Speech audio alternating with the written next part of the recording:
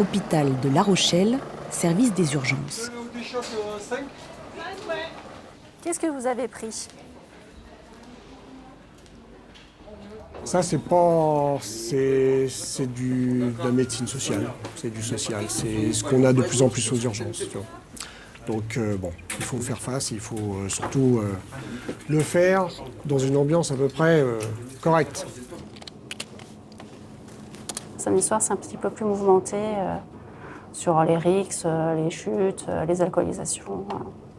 Il est 11h10, 32 patients non vus, tous les box sont pleins, oui, je pense qu'il va y avoir beaucoup d'attentes. On va vider quelques cafetières. Tu es à l'hôpital là, t'as eu un accident. Mais j'ai mal à la jambe. Dans chaque box, un patient. Parfois pour un bobo, parfois pour des pathologies ou des blessures plus graves. Les médecins, les infirmières, les aides-soignants vont accorder à tous la même attention. Ce soir, c'est Véronique que nous allons suivre. Véronique est infirmière anesthésiste depuis 25 ans.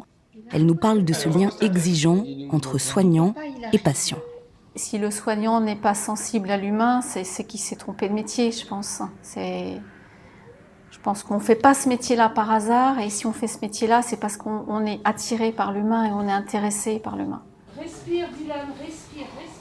Je pense qu'on peut toujours donner aux autres, mais il faut se protéger. Quand j'étais jeune, il m'est arrivé de pleurer devant certaines situations, mais même encore aujourd'hui, je peux avoir la larme à l'œil par des situations qui me bouleversent et qui me font mal au ventre, quoi.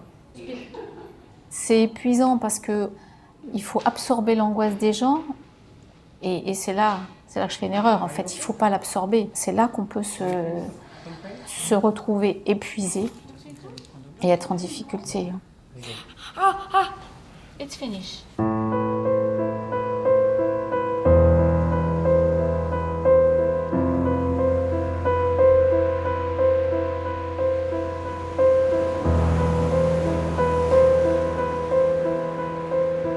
Quand j'ai eu mon diplôme, en fait, je suis partie. T'as besoin, Lucie ?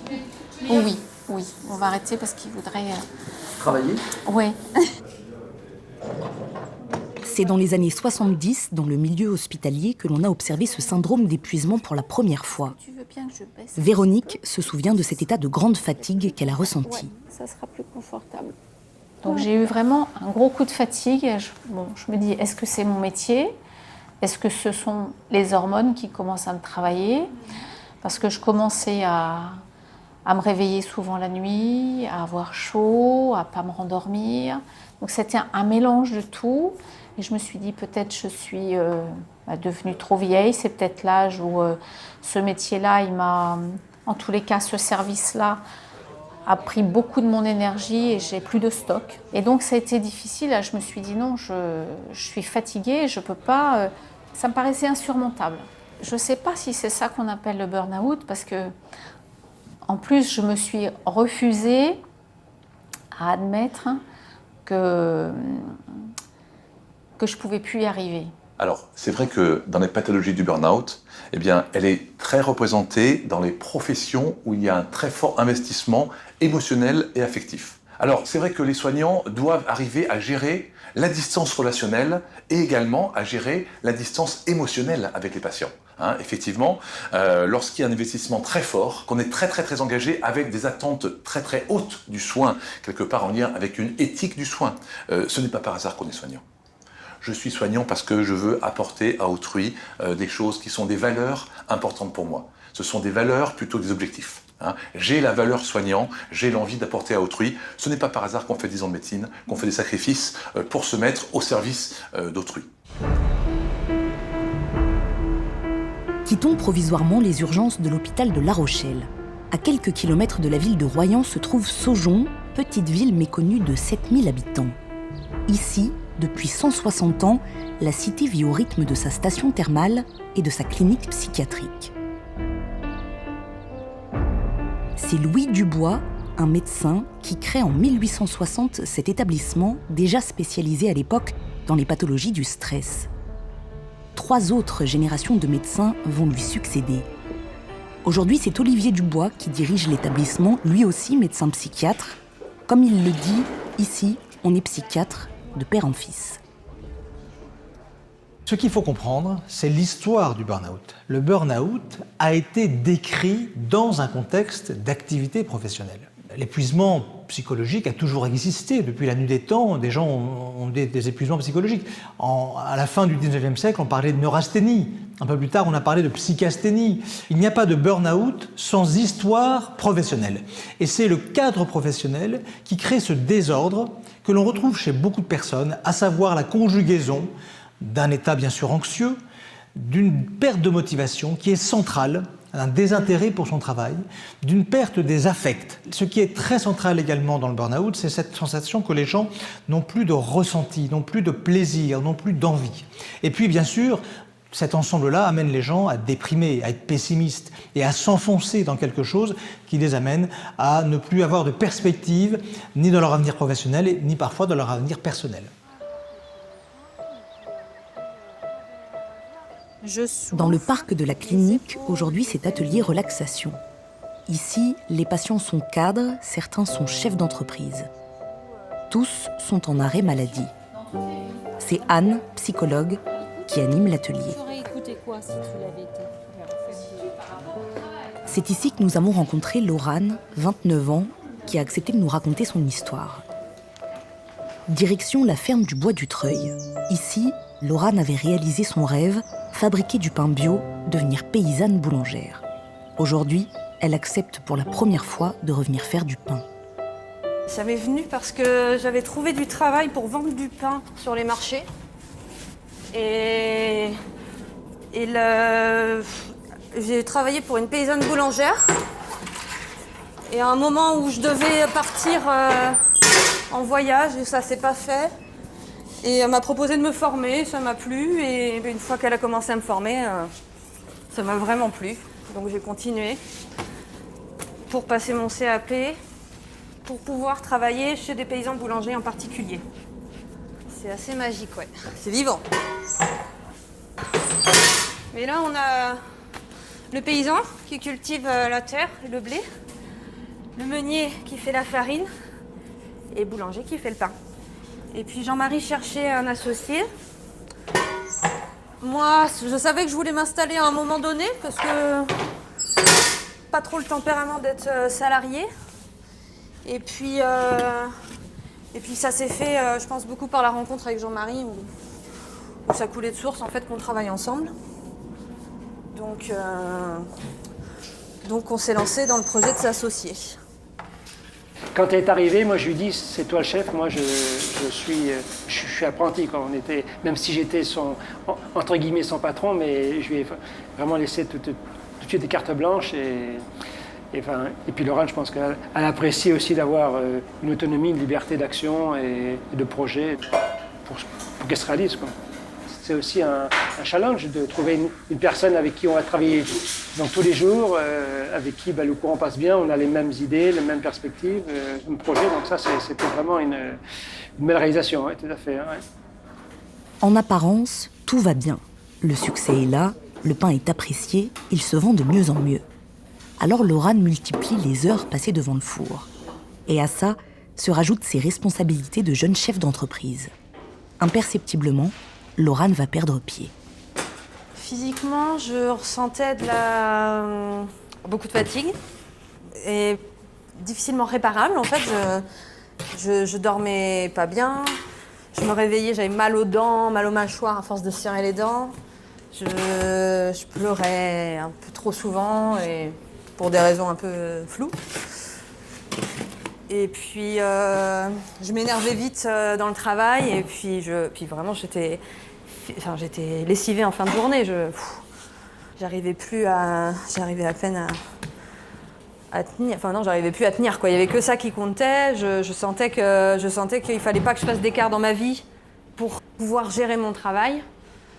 Parce que physiquement, je pouvais pas tenir. C'est une corde qui se tendait. Et en même temps, je comprenais pas trop ce qui m'arrivait. C'était un ressenti, mais pas vraiment clair, quoi. Enfin, je sais pas trop. Je dirais plus que j'ai senti un écartèlement. Pour moi, c'était plus cette sensation-là, un écartèlement entre moi et mon corps. Enfin là, même maintenant, quand je l'explique, c'est vrai que Ce que je me souviens, c'est qu'à un moment donné, il y a mon corps qui a dit tu pars faire ta journée, moi je reste là. Voilà, salut. Je pense que j'ai vraiment eu peur de, je sais pas, de cette dissociation entre les deux. Où le matin, ça marchait plus, quoi. Ma tête disait on y va et mon corps restait bloqué dans le lit. Tout devenait une catastrophe. Je me vois écrire des mails où tu es là dans le bureau quand je commence mon mail et tu reviens un quart d'heure plus tard, j'en suis toujours au même point. Répondre au téléphone aussi, ça a été un signe fort pour moi parce que c'est toi qui me le renvoyais. On me disait t'as pas répondu à ce message, il y a tel client qui a laissé ce message mais tu l'as pas pris. Et moi j'étais là devant le téléphone qui sonnait. Non, plus tard. C'était voilà. Ouais. Moi, j'ai pas compris ce qui est arrivé à Laurane. J'ai vu son état physique qui était plus au top. Après les congés déjà du mois d'été, du mois d'août, quand tu es revenu, tu étais encore fatigué et pas la pêche que tu avais avant, quoi. Tu as toujours dit, moi, me lever le matin à 4 heures, ça me dérange pas. J'ai du plaisir à faire le pain. Et le jour où tu m'as dit que tu avais moins envie, c'était un signe que ça allait moins bien, quoi. Et pour moi, c'est un peu difficile parce que c'est une aventure que je me projetais avec Laurane sur une transmission qui n'a pas pu continuer. Puis je la voyais aussi qui était pas bien à sa peau. Donc moi, j'ai essayé de la soulager en faisant plus de choses qu'elle faisait. Par exemple, les tâches administratives que tu faisais pendant un temps, c'est moi qui les ai reprises. Aussi, je pense que ce qui était difficile pour moi aussi, c'est de voir aussi ton sentiment de culpabilité, de dire je me suis associé avec Jean-Marie, il n'y a pas de raison que je craque. J'ai souffert parce que de cette relation avec Laurane qui était plus comme avant, quoi. Moi, j'ai connu Laurane pleine de vie, comme je retrouve aujourd'hui, quoi. La pêche, et puis là, après, je voyais que tu t'éteignais un peu. J'aurais peut-être dû être plus vigilant, mais bon. Laurane sombre de plus en plus. Elle s'isole et se replie sur elle-même. La jeune femme va ressentir un besoin d'aide, d'écoute pour mettre des mots sur sa souffrance. C'est pour ces raisons qu'elle va rencontrer Anne, la psychologue. Quand Laurane arrive, elle n'arrive pas pour une demande au départ sur son épuisement au travail. Elle arrive avec la question du « je sens bien que je ne vais pas bien, je ne m'en sors pas toute seule et j'ai besoin d'aide. J'ai un peu de mal à investir dans ma vie d'adulte, me sens un peu perdue. » Et on va quand même mettre quelques séances à poser que c'est un épuisement professionnel. C'est assez courant pour les gens qui sont dans cet état de burn-out de ne pas identifier que le problème est sur le travail. Donc la demande de Laurane, c'était, si tu t'en souviens, je n'ai plus le temps de voir mes amis, je ne fais plus d'activité pour moi, je sens bien que je m'isole. En même temps, mon travail me passionne, c'est un vrai choix avec des valeurs, avec un engagement. J'y crois et en plus, ça marche de plus en plus. Donc, elle n'est pas encore au dernier stade du burn-out, mais elle commence à être dans la déshumanisation, c'est-à-dire je n'écoute plus mes émotions, je deviens un peu un robot, je fais mon travail, mais je souffre. Et je ne comprends pas pourquoi. La première démarche qu'elle va mettre en place, c'est de trouver une solution pour justement ne pas se sentir traître ou abandonner son associé. Donc une fois que ça va commencer à se mettre en place, Laurane va pouvoir effectivement s'accorder le droit de se dire « Ok, je n'en peux plus, j'ai besoin de m'arrêter » et elle va passer à l'action de s'arrêter. Ma demande, elle était vraiment d'un accompagnement extérieur, d'un regard neuf, objectif, qui me permette de sortir de ma bulle, parce que cette bulle et de ma spirale, du coup, qui était de plus en plus enfermante. Je ressentais le fait que je ne pouvais pas me sortir de cette spirale toute seule. Donc j'attendais vraiment une main, un regard, une écoute qui me permette de m'extraire de cette spirale au moins un temps, en tout cas sur les temps de séance, et qui me permettait de reprendre du souffle pour repartir dans le quotidien. Les gens qui sont dans ce système de burn-out étant des gens très souvent perfectionnistes, exigeants avec eux-mêmes, très investis, voulant réussir, ne voulant pas décevoir, n'entendent pas et du coup passent à la deuxième phase qui est la déshumanisation pour pouvoir tenir.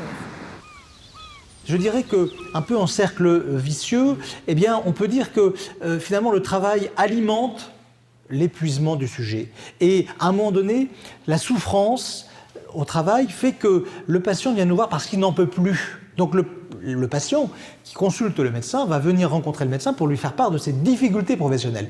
Et donc quand on va constater l'association de ces difficultés professionnelles plus de cet épuisement psychologique, plus de cet épuisement physique, plus d'éventuellement de symptômes anxieux et dépressifs, on va considérer que c'est un burn-out professionnel. On se rend compte qu'on est en situation de burn-out une fois qu'on a plongé dedans. C'est un mur qu'on ne voit pas arriver. Tac. C'est comme l'accident, il y a avant-après. Et je crois que ça permet aussi de dire que dans un burn-out, il y a vraiment les 3 dimensions qui sont nécessaires de prendre en compte, 3 dimensions humaines, la tête, le corps et l'émotionnel, c'est-à-dire le cœur. Et qu'on ne peut pas traiter juste un petit bout ou faire des petits pansements sur certaines choses quand on est déjà à un stade trop avancé. Retour à l'hôpital de La Rochelle. L'hélicoptère dépose un blessé en urgence absolue. Le médecin urgentiste et Véronique ont assuré les premiers secours. Comme toujours, Véronique a fait preuve d'une énergie exemplaire dans son métier. À l'époque, c'était incompréhensible pour elle de montrer ses faiblesses. Dans un premier temps, j'ai lutté pour garder la tête hors de l'eau. Voilà. C'est vraiment très imagé, mais c'est vraiment comme ça que je l'ai vécu. Parce qu'en plus, j'avais peur. J'avais peur aussi de l'image que j'allais transmettre aux autres. Dire, mais ça, c'est pas la Véro qu'on connaît. La Véro, c'est une battante. Elle est toujours là pour nous soutenir, pour nous aider. Puis là, elle va s'effondrer. Je me dis, non, là, je peux pas faire ça, quoi. Alors, c'est le côté, l'image qu'on donne aux autres, c'est... Après analyse, c'est de l'orgueil très mal placé. Parce qu'en fait, à vouloir résister, en fait, on s'épuise encore plus. Et là, je me dis que heureusement que j'ai un mari comme j'ai, que si ça n'avait pas été le cas, eh bien, ça aurait pu basculer du mauvais côté. Vraiment. Ouais. J'ai jamais eu envie de mourir. Mais là, c'est encore très imagé. J'avais envie de me faire un petit trou, bien chaud, de me glisser dedans, de mettre une couverture et de dormir et d'attendre que le soleil se lève, que la couverture se soulève toute seule et que tout aille mieux. Voilà, c'est vraiment ça. Bon, je me disais, c'est pas possible. Ça, c'est vraiment pas quelque chose que tu peux faire, mais j'en avais vraiment envie. Alors c'est là où il faut la bienveillance de l'environnement, des collègues, de la famille, des amis, pour les soignants, des autres soignants, pour dire attention, tu souffres, tu vas mal, il faut qu'on t'aide, on est là avec toi. Il faut vraiment cette bienveillance de l'environnement, de l'entourage, pour éviter ce qui arrive parfois, des gestes dramatiques, parce que quand je suis en souffrance, que tout s'effondre autour de moi, au bout d'un moment, je souhaite, c'est comme une sorte d'entonnoir, et je souhaite sortir de cette souffrance. Je souhaite sortir de ce cône, et donc les personnes qui dramatiquement font un passage à l'acte suicidaire dans un contexte de burn-out, c'est pour se soulager d'une souffrance qui est terrible, qui s'impose à eux, et ce sentiment d'impasse va faire germer progressivement l'idée, ce qu'on appelle la cristallisation de la crise suicidaire, c'est « il faut que je parte ». Et quand on est dans cet état d'esprit, avec comme un cheval qui a les œillères pour pouvoir aller tout droit, eh bien, la seule solution, c'est partir, c'est la fuite. Et quand on est dans ce contexte-là, on n'a plus accès à la pensée, aux proches, ceux qui nous aiment, la femme, le mari, les enfants, tout ça. Ce n'est pas qu'on ne veut pas le voir, c'est qu'on ne peut plus le voir quand on est à ce niveau de souffrance, de crise suicidaire, qui peut être une des conséquences dramatiques du burn-out. Un matin, je sentais mais vraiment toutes mes articulations, comme si on avait déposé de la rouille dans la nuit. C'était un peu ça, tu vois. C'était... Ouais, mon corps était verrouillé. Et là, je me suis dit... Tu vois, quand j'y repense... Quand j'y repense, c'est dur parce que je me suis vue... Je me suis vue perdue. Je me suis vue perdue. En suivant le docteur Dubois, nous avons rencontré cette patiente, hospitalisée la veille en urgence. Linange a consacré sa vie à son métier. Infirmière de formation, elle a créé une crèche qui accueille aujourd'hui 150 enfants. Directrice de l'établissement, Linange a appris brutalement qu'elle était licenciée. Cette dame a beaucoup investi dans son cadre professionnel. Elle est en situation de sévère burn-out. La situation est très douloureuse. La dépression l'empêche de pouvoir se reconstruire. Aujourd'hui, la première chose à faire, c'est de lui éviter de souffrir. La souffrance est telle qu'on ne peut pas la laisser dans cet état-là. Ce n'est pas humainement, médicalement, à mon sens, acceptable. Ce n'est pas acceptable tout simplement parce que si l'on ne fait rien, il peut y avoir une situation extrêmement violente derrière. J'ai l'impression d'être dans un tourbillon qui m'emmène vers le bas. Et non, il faudra qu'il y ait quelque chose qui m'aide pour remonter toute seule. Je n'y arrive pas. Toutes les personnes qui sont dans des situations de responsabilité, de développement, de créativité, quelque part, elles sont prises dans ces enjeux-là. Et ça ne fait pas un malade, ça. Énormément de personnes s'investissent, mettent toute leur énergie, toute leur passion dans quelque chose. Ils ne vont pas tous faire une maladie dépressive. Aujourd'hui, madame ne voit plus tout ce qu'elle a fait de bien. Elle ne voit plus que ce qu'elle a fait de mal. Non seulement elle ne voit plus que ça, mais en plus, ça revient sans cesse dans son esprit. Le problème aujourd'hui est qu'elle est complètement engluée dans quelque chose qui l'empêche de bouger, qui l'empêche d'avancer, qui l'empêche de reculer, qui l'empêche d'aller à droite ou à gauche. Elle ne peut pas bouger de cette situation. Elle est paralysée, elle est bloquée. Elle n'a pas les armes aujourd'hui pour se sortir de ce piège. Je suis tellement mal. Vous ne pouvez pas lutter. Non. Vous ne pouvez pas lutter. J'ai l'impression que je ne suis pas d'égal à égal. C'est trop fort. L'intensité de la douleur est trop grande. Madame, qu'est-ce qui représente aujourd'hui votre médecin pour vous? J'attends beaucoup de lui. D'abord, c'est quelqu'un qui m'a compris tout de suite. Le feeling est bien passé, enfin pour moi, bien passé. Donc, j'attends de lui de l'aide. Pour essayer de remonter du fond de cette piscine où je suis coincée. Je compte beaucoup sur ce séjour. Parce que je dirais que c'est ma bouée de sauvetage. Je peux pas m'en sortir toute seule. J'ai essayé, je n'ai pas pu. Et c'est vrai qu'au niveau de ma famille, il y a un ras-le-bol aussi qui s'est installé. Dorothée a 53 ans, elle exerce dans le milieu bancaire. Nous l'avons rencontrée à la clinique. Elle y est suivie depuis 3 ans pour un burn-out sévère. Chaque année, Dorothée fait une cure à Saujon. Attention, voilà le king. Ah, Izzy, qu'est-ce que tu fais sur le lit? Qui c'est qui est sur le lit? Allez, par terre. Depuis peu, c'est avec son petit chien qu'elle partage son temps et ses émotions.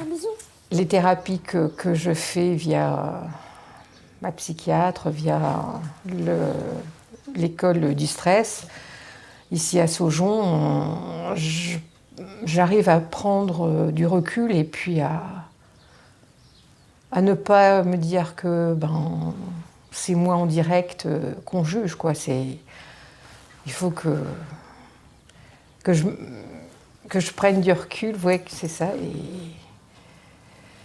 et que je sois un peu indifférente à tout ça, et enfin, que j'ai une grosse carapace, quoi. Oui. Une grosse carapace.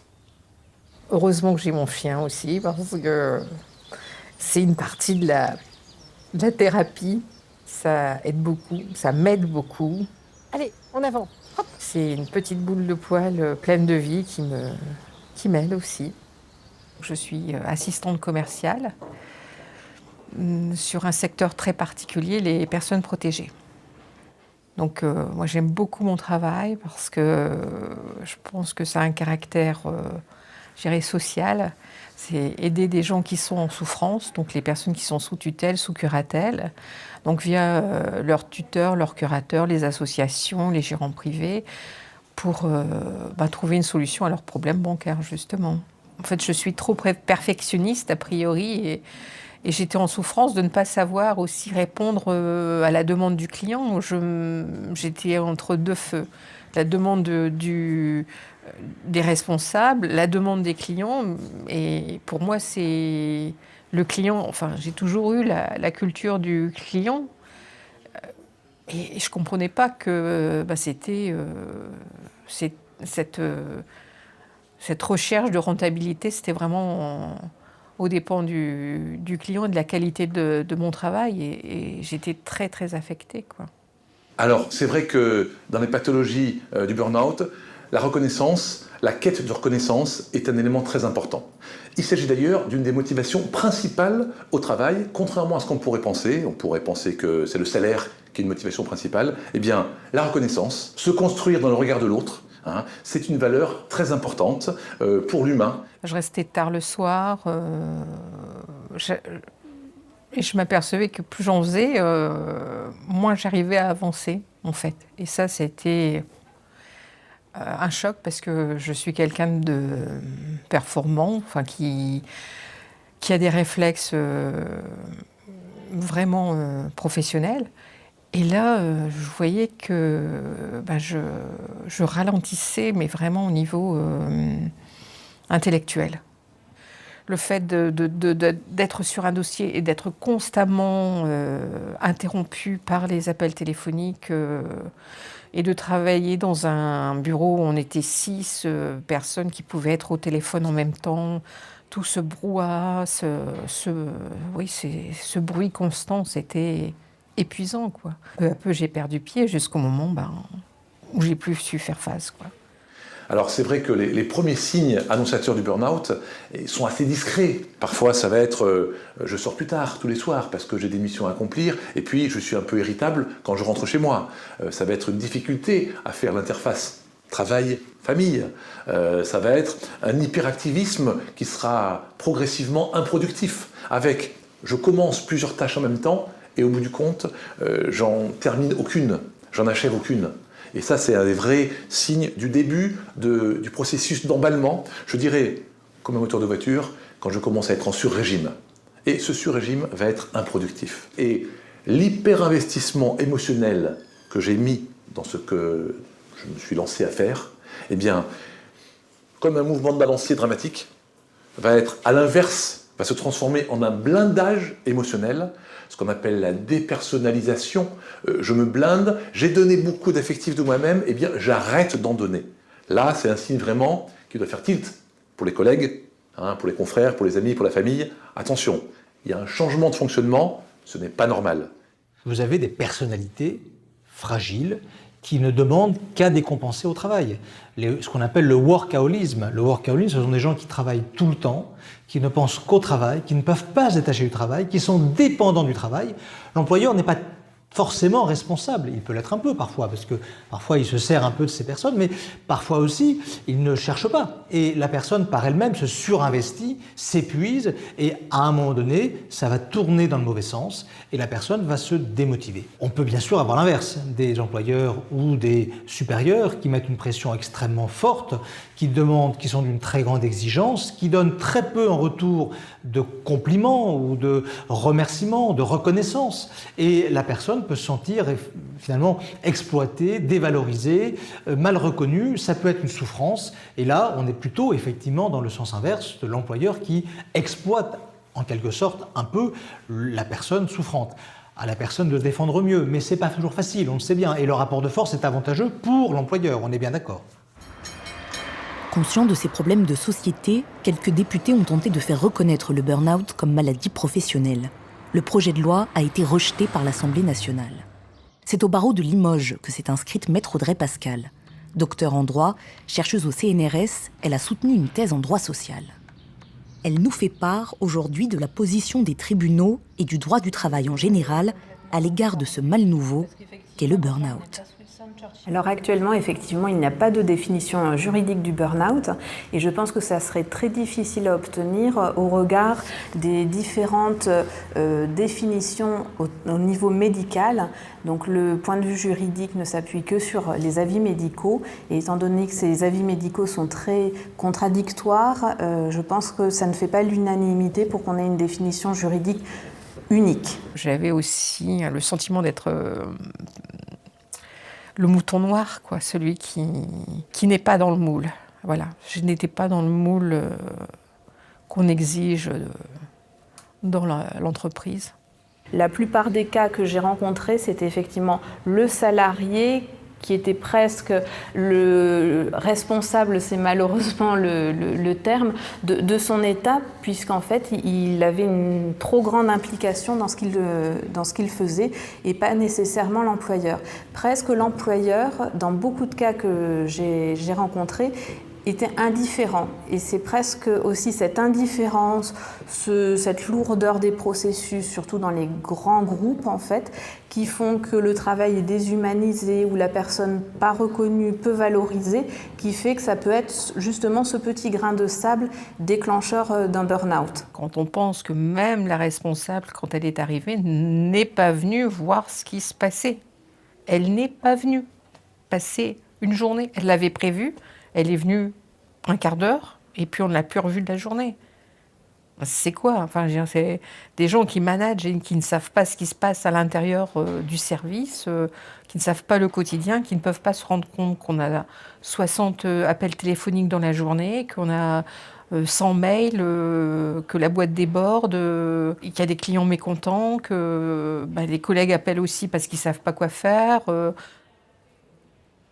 J'écoute la personne qui va raconter son récit de vie. J'essaye de ne pas trop l'interrompre pour effectivement qu'elle se sente à l'aise aussi, parce qu'au début, ce n'est jamais facile de commencer un entretien pour parler de ses difficultés au travail. Après, je vois aussi les éléments potentiels de preuve. Est-ce que la personne peut avoir des attestations de collègues de travail? Est-ce qu'elle a eu des avis médicaux qui allaient dans son sens? Si oui, c'est déjà un très bon point pour qu'on engage potentiellement une voie judiciaire, parce que nous aurons des éléments de preuve que nous pourrons mettre en avant devant un tribunal. Et de même, si la personne n'a pas ces éléments-là, si elle est isolée, je ne remets pas en doute son mal-être, mais par contre, moi-même, je ne pourrais pas convaincre un tribunal du bien fondé de ses prétentions. Je me suis vue partir, mais vraiment très, très, très bas. À la limite des idées noires, quoi, très noires. J'ai vraiment pensé au suicide. D'ailleurs, c'est encore très, très douloureux parce que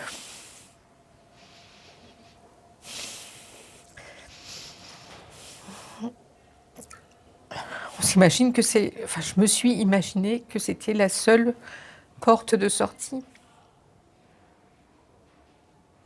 Je ne pense pas que la souffrance au travail soit un phénomène nouveau, on va dire, puisque même les conditions décrites dans Germinal ne sont guère positives, mais c'est une prise de conscience collective de la société de ce phénomène qui nécessite à un moment ou à un autre une meilleure reconnaissance juridique de ce problème qu'à l'heure actuelle. Mais ce genre de situation, tout le monde l'a rencontré dans son environnement. Bien évidemment, tout le monde sait que ça peut arriver. Et même chez des gens très brillants, ce n'est pas une petite maladie, si je puis dire, même si le mot de maladie n'est pas le bon, ce n'est pas un petit syndrome, c'est une situation très à risque. Ces personnes ne sont pas habituées à vivre ce genre de déracinement. Il y a un ébranlement qui est profond, qui peut durer un certain temps. Et si ces gens ne sont pas accompagnés au moment où ils vivent ce drame humain extrêmement violent, eh bien, ils peuvent très, très naturellement perdre pied au point de se suicider. Je me suis dit, je suis cuite. En l'occurrence, j'étais pas cuite, j'étais rouillée, quoi. Tu vas respirer à fond, et puis tu vas prendre ton téléphone, tu vas appeler le médecin, puis tu vas aller le voir. Et puis cette fois, tu vas lui dire ce qui se passe. C'est ce que j'ai fait. J'ai pris rendez-vous, je suis allée le voir. Et puis quand je suis rentrée, il m'a dit qu'est-ce qui se passe? Et là je lui ai dit je crois que je suis au bout. Vraiment, je crois que je suis au bout. Je n'en peux plus. Et là, on n'a pas eu besoin d'échanger beaucoup parce que je crois qu'en fait, il avait compris. Il avait compris depuis longtemps. Et puis, quand je me suis effondrée dans son bureau, il m'a dit... Il m'a pas dit « enfin tu lâches », mais ça voulait dire ça. Le lâcher-prise, c'est peut-être le plus difficile pour les soignants, parce qu'il y a cette motivation, cet enthousiasme à soigner et à avancer et à apporter de la valeur humaine. Et donc, c'est compliqué d'arrêter ça, parce qu'on se construit sur ce mode-là. Après, d'arriver à dire « il faut que je lâche, il faut que j'arrête », c'est très compliqué. Dans le lâcher-prise, il y a cette idée de « je ne fais aucun effort, je m'abandonne complètement, je suis là comme un acteur passif, complètement passif ». Et c'est cette dimension, ce regard sur soi-même, cette acceptation d'un changement d'attitude qui va être un moteur de guérison. Tout le champ des thérapies qu'on appelle à médiation corporelle peut être utile dans les pathologies du stress dépassé, du stress aigu et du burn-out. Effectivement, la balnéothérapie, la reprise d'activité physique adaptée, les soins de cure thermale, toutes ces stratégies thérapeutiques qui partent du corps pour arriver à l'esprit ont un intérêt. Dans les années 1820, les médecins préconisaient déjà les bienfaits de la balnéothérapie dans les pathologies du stress. À Saujon, on a, dès la création de l'établissement, associé le thermalisme et les soins psychologiques. Aujourd'hui, les thérapies ont bien sûr évolué, la médecine psychiatrique n'est plus la même, mais les bienfaits ancestraux de l'eau, reconnus depuis l'Antiquité, sont toujours d'actualité. C'est Angèle, infirmière, qui recueille les déceptions professionnelles de chacun. Burn-out, ça veut dire aussi cramer. On les trouve vraiment usés dans leur corps et dans leur esprit. Les burn-out, ils en veulent, parfois ils s'attachent, donc quand ça va mal au travail, il y a souvent un chef à qui ils en veulent vraiment. De ne pas avoir réussi à les écouter, de ne pas avoir réussi à les avoir compris, de pas qu'ils n'aient pas compris qu'ils travaillaient dans la souffrance. Souvent, il y a une tête qui ressort et souvent le débat aussi dérive sur la société. Le toujours plus d'argent, ça revient. Parce que voilà, les gens aiment travailler, s'investir, mais dans l'humain. Et aujourd'hui, dans ce qu'on entend dans leur discours, cette valeur d'humain se perd et cette valeur d'argent dépasse la valeur de l'humain. Et ça, c'est compliqué à gérer. La cure thermale, la cure psychothermale, puisque nous parlons ici de cure psychothermale, c'est l'association, le package qui réunit tous ces facteurs thérapeutiques que sont l'action du médecin psychiatre ou psychologue, l'action de la balnéothérapie, l'action des soignants qui sont formés à la psychologie et à l'éducation thérapeutique, l'action de l'écartement de son lieu de vie habituel, de la réorganisation de son rythme de vie. Toutes ces choses qui sont combinées dans le cadre de la cure sont des facteurs qui interviennent pour permettre à la personne d'aller mieux. L'eau a ce pouvoir, d'abord symbolique, ontogénétique, de permettre au sujet de se sentir en situation de relâchement. Il a confiance dans l'eau, il se ressource, il sait que dans l'eau il retrouve la vie intrafétale ou les soins maternels de l'enfance. Il se rappelle de ça inévitablement. Véronique, elle, a essayé de s'en sortir toute seule. J'ai vraiment tenté de lâcher prise. Je me suis vraiment laissée aller, puis je me suis dit, de toute façon, là, tu peux pas descendre plus bas. Donc je suis revenue travailler, j'ai puisé un peu dans mon énergie. Mais j'ai senti que ça risquait de pas le faire longtemps. Je suis allée voir un psychiatre qui m'a aidée à mettre des réponses sur des questions que je ne me posais pas forcément, du style oui, alors vous faites ce métier-là, pourquoi Mais pourquoi vous voulez atteindre des objectifs et être toujours au top? Quand on est en situation de charge importante de travail, il y a un moment où on peut être confronté à ses propres limites. On peut arriver à être confronté à ses propres limites, et c'est très difficile parfois d'arriver à se protéger, d'arriver à dire je vais accomplir ma charge, entre guillemets, parce que parfois c'est une charge parfois, d'arriver à accomplir sa charge, et de savoir mettre des limites sur ce que je ne sais pas faire, ce que je ne peux pas faire, ce que je ne veux pas faire. C'est très compliqué. Savoir dire non, c'est compliqué. On dit que le burn-out est la pathologie des décideurs. Les psychiatres identifient souvent le début des troubles à ce qu'ils appellent les conflits de valeurs. Les conflits de valeurs, qu'est-ce que c'est?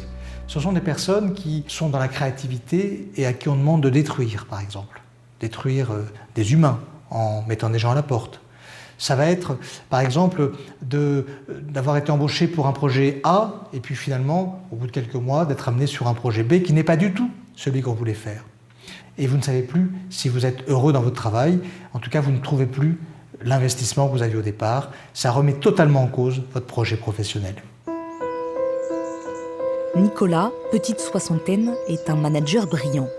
Pourtant, c'est dans le parc de la clinique du docteur Dubois que nous l'avons rencontré. Après mon baccalauréat, je vais 1 an à Dauphine, mais à l'époque, Dauphine n'était pas la Dauphine d'aujourd'hui. Et on se retrouve 4 mois en grève.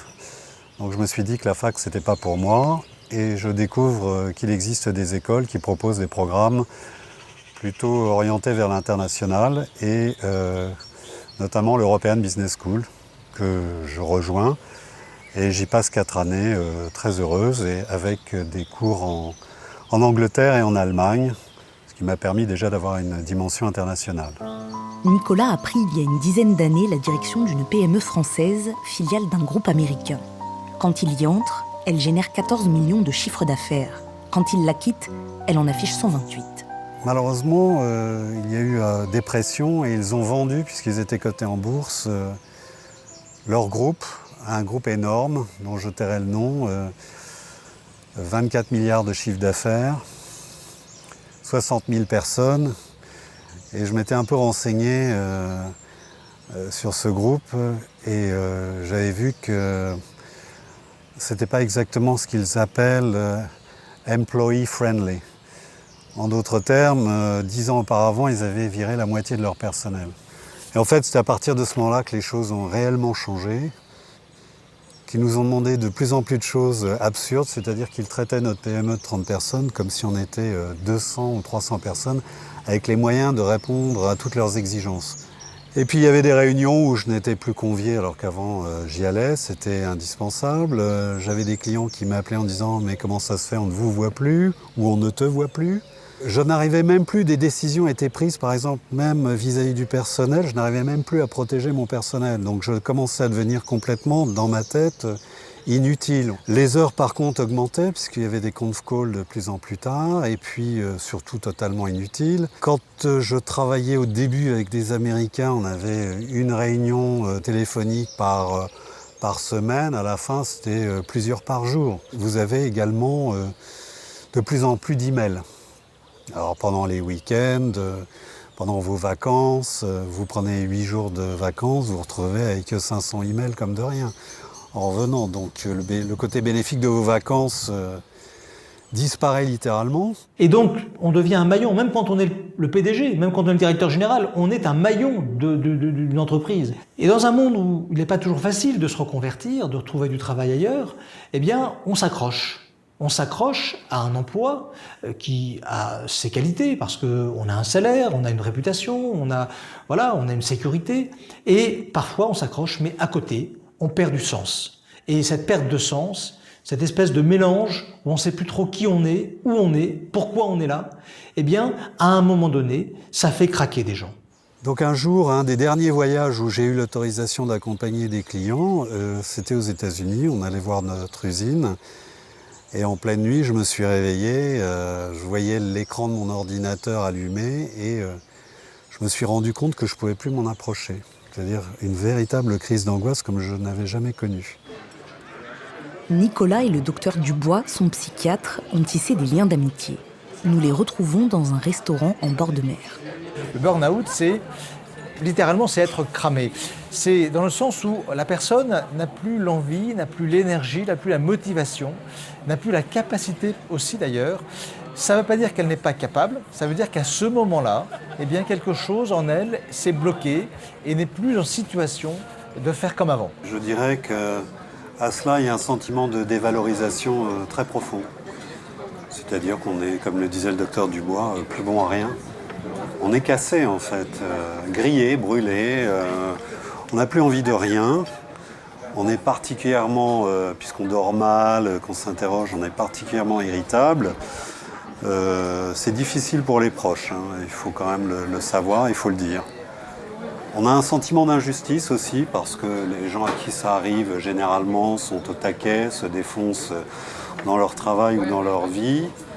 Et puis à un moment donné, pouf, il y a un grain de sable qui se met dans les engrenages, qui devient finalement un caillou, et puis un rocher qu'on n'arrive plus à soulever, et pouf, on est écrasé. Oui, c'est vraiment ça. Il y a des gens qui ne supportent pas ça et qui malheureusement passent à l'acte. Donc effectivement, on ne peut pas résumer les conséquences du burn-out à c'est une bonne chose ou une mauvaise chose. C'est évidemment un drame, mais qui peut effectivement se transformer dans beaucoup de cas. Et les personnes peuvent trouver des solutions très adaptées à leur situation. Il y a toute l'humanité de l'individu qui sort. Et c'est toujours ce débat qui est extrêmement intéressant, que souvent plus on est humain et plus on souffre. Alors, le rétablissement après un épisode de burn-out. Alors, il faut envisager ça comme une sorte d'écologie psychologique. Il faut que j'arrive, après mon épisode aigu, où j'ai atteint une limite, où j'ai souffert beaucoup, il faut que j'ai une démarche, quelque part, d'organisation de mes schémas cognitifs, de mes schémas de pensée, qui va être une sorte de démarche écologique sur ma psychologie. Je vais essayer d'organiser ce vers quoi je m'investis, de ne pas me demander de faire 40 tâches en 1 heure alors que je ne peux en faire que 20. Et donc je vais essayer d'arriver à organiser mon quotidien, que ce soit au travail, sur les missions qui me sont confiées, ou que ce soit sur l'interface vie professionnelle, vie personnelle. Et également avec mon environnement. Ne pas m'imposer, quand je rentre chez moi, de faire 50 choses à la maison. Je dois aussi pouvoir me poser, me protéger et mettre des limites pour ne pas réincrémenter cette espèce d'embrasement émotionnel et d'embrasement douloureux dont je connais malheureusement l'issue. De nos 4 témoins qui nous ont confié leur histoire et leur souffrance, seule Véronique a repris son activité. Au prix d'un effort de volonté évident, mais aussi en suivant une nouvelle formation diplômante sur l'hypnose hospitalière. Véronique utilise beaucoup ces techniques et a pu aborder autrement la relation patient-soignant. Véronique exerce pleinement son métier d'infirmière anesthésiste, mais elle reste prudente et très observatrice. Il n'y a pas que le milieu des urgences, hein. Aujourd'hui, je pense que dans tous les métiers, il faut se protéger parce que il y a une problématique économique qui fait que dans tous les métiers, il y a une surcharge de travail. Et que dans tous les métiers, il y a des gens qui se mettent la barre haute. Et que dans tous les métiers, il y a des gens qui vont pas s'arrêter au moment où il faudrait qu'ils s'arrêtent. Laurane, elle, est toujours suivie par Anne, mais de moins en moins. En revanche, elle n'a pas repris son activité de paysanne boulangère. Je ne referai pas cette expérience-là. C'est le principe du burn-out, c'est brûler. Personne ne remet volontairement la main dans le feu une fois qu'on s'est brûlé. Dorothée, elle, se reconstruit grâce à l'affection d'un petit chien. En arrêt depuis 3 ans, elle n'a toujours pas repris son activité. C'est une belle déception, le milieu professionnel. Une belle déception. Linange, elle, va mieux, mais le chemin risque d'être long avant une rémission complète. Elle aura besoin, c'est évident, de l'aide de son psychiatre encore longtemps. J'ai tendance à lâcher un peu tout ce qui m'embêtait. À savoir que je pense moins à la crèche. Je pense moins à tout ça. Il faut faire un cheminement. On ne peut pas s'en sortir sans amis, sans compréhension. Je crois qu'on ne prend pas la dépression Et le burn-out, c'est pas encore pris au sérieux. Enfin, c'est mon avis. Alors que je peux vous assurer qu'on est mal, très mal. Nicolas, lui, a quitté son entreprise. Comme il nous le confie, la cicatrice a du mal à se refermer. Et le burn-out, je pense que c'est le fléau des temps modernes pour les cadres. Ah, je n'ai pas fait mon deuil, certainement pas. C'est douloureux, hein. Non, j'ai pas fait mon deuil. Ça fait aucun doute. Mais il faudra bien que je le fasse. C'est pas simple, hein. C'est pas simple.